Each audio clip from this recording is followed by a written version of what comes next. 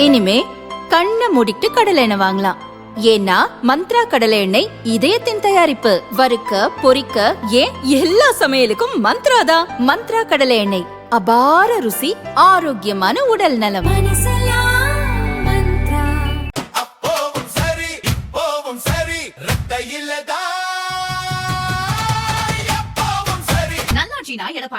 வாக்களிப்பீர் இரட்டை இலைக்கே. கோவை தெற்கு தொகுதியில் திமுக சார்பில் செந்தில் பாலாஜி போட்டியிடுகிறார். இத்தொகுதியில் இறக்கப்பட்ட கரூர் கும்பல் இரவில் வீடு வீடாக பணம் பட்டுவாடா செய்கிறது என அத்தொகுதி அதிமுக வேட்பாளர் அம்மன் அர்ஜுனன் கலெக்டரிடம் புகார் அளித்தார். கையும் களவுமாக பிடித்து கொடுத்த போதும் நடவடிக்கை இல்லை என அவர் தெரிவித்தார். நேற்றைய தினம் தெற்கு தொகுதியில் கம்ப்ளீட் பணப்பட்டுவாடா பூரா கரூர்லேருந்து ரவுடிசம் ஆளுகளாக வந்து இங்கே 2000 பேர் வந்திருக்காங்க. அது எனக்கு நல்லாவே தெரியும். ஏன்னா எங்களுடைய கரூர் மாவட்ட செயலாளர் எனக்கு இன்ஃபார்ம் பண்ணார், இங்கே 2000 பேர் வந்திருக்காங்க, இவ்வளோ பணம் கொடுப்பாங்கன்னு சொன்னாங்க, அதுபடியே கொடுத்துட்ருக்காங்க. இது நாங்கள் அங்கே இருக்க மக்கள் எங்கள்கிட்ட கூப்பிட்டு இந்த மாதிரி மிரட்டி பணம் வாங்க சொல்கிறாங்க அப்படின்னு சொன்னால் நான் எங்கள் ஆளுக்கு போய் பார்க்க போனதில் கைகலப்பாயிடுச்சு. அவங்க வந்து கடிச்சு இந்த எங்கள் மனுஷன் கடிப்பானாங்க. என்ன மிருக ஜாதியா மனுஷனை கடிக்கிறது நான் இன்றைக்கி தான் பார்த்துருக்கேன். அவ்வளோ பசியா, ஒரு வித்தியாசம் இல்லையா? ஒன்று மாதிரி மனித ஜென்மம் தான். அவன் எங்கள் கட்சிக்காரன் வர்றான்னா நீ வாதாடு எது வேணால் பண்ணு. கடிச்சு வச்சு ஒரு சின்ன பையனோட பார்க்காம நீங்கள் அந்தளவுக்கு நேற்று அவன் கையை இறுக்கி நேற்று ஆஸ்பத்திரியில் போய் படுத்த அவங்கள ஆஸ்பத்திரியில் அட்மிட் பண்ணான். இந்த தேர்தல் ஜனநாயகம் பொறி நடக்குமாங்கிற தெற்கு தொகுதியில் நடக்குமாங்கிறது எனக்கு சந்தேகம். அதுக்காக கேட்டேன். நேற்று 8 இடத்துல கேஸ் போட்டிருக்காங்க. 8 இடத்துல பிடிச்சோம். மானாக்கா வீதி, ராமநாதபுரம், சுங்கம், காந்தி நகர், ஹைவேஸ் காலனி, செட்டி வீதி, 80 அடி ரோடு,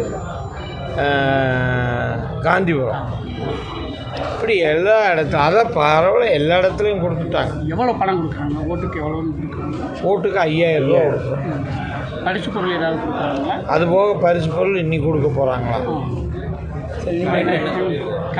கலெக்டர்கிட்ட நீங்கள் என்ன கம்ப்ளைண்ட் பண்ணி? நான் கலெக்டர்கிட்ட மக்களை பாதுகாத்து கொடுங்க, நீங்கள் ஜனநாயக வழி எலெக்ஷனை நடத்துங்க, தேர்தல் நடத்துங்க, இல்லையா பாராமிலிட்ரியை வச்சு கொண்டு வருவாங்க. ஏன்னா இந்த மக்கள் இதே சூழ்நிலை இருந்தால் எப்படிங்க மக்கள் வந்து ஓட்டு போடுவாங்க? உங்கள்கிட்ட பணம் வாங்காதவங்க ஓட்டு போட முடியாதுல்ல. இது என்ன பர்ச்சேஸா? வியாபாரமாக பண்ணுறீங்க? எங்கே 234 தொகுதியில் 233 தொகுதியில் இந்த நிகழ்ச்சி நடக்கலைல்ல. அப்போ நீங்கள் மட்டும் ஏன் இப்படி பண்ணுறீங்க?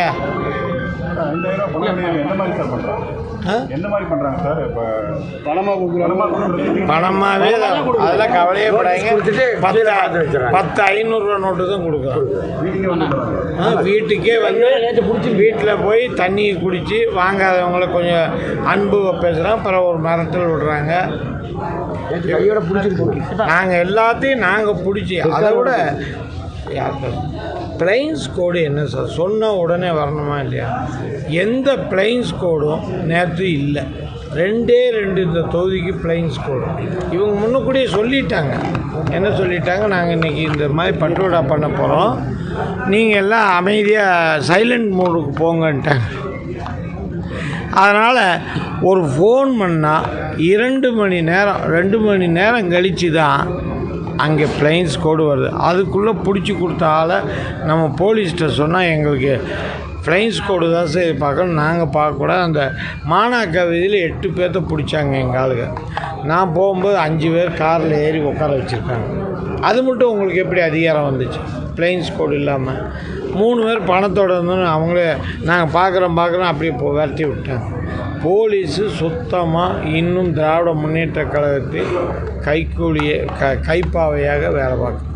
இந்த போலீஸை வச்சு இங்கே தேர்தல் நடத்தினா சுமூகமாக நடக்காது சார். என்ன சார் இது நடக்குது?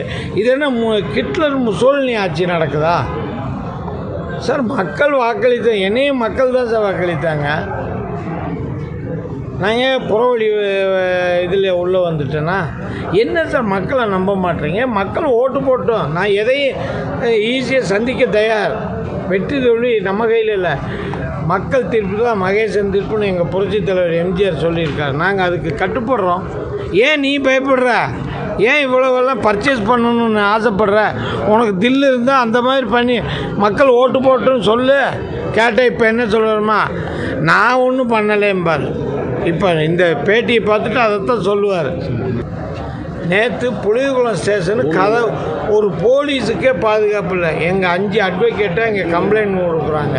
அந்த இடத்துல திமுகக்காரங்க 500 பேர் வெளியே நின்றுட்டு, டேய் வெளியே வாங்கடா, நீ வீட்டுக்கு போயிடுவீங்களான்னு பார்ப்போன்றாங்க.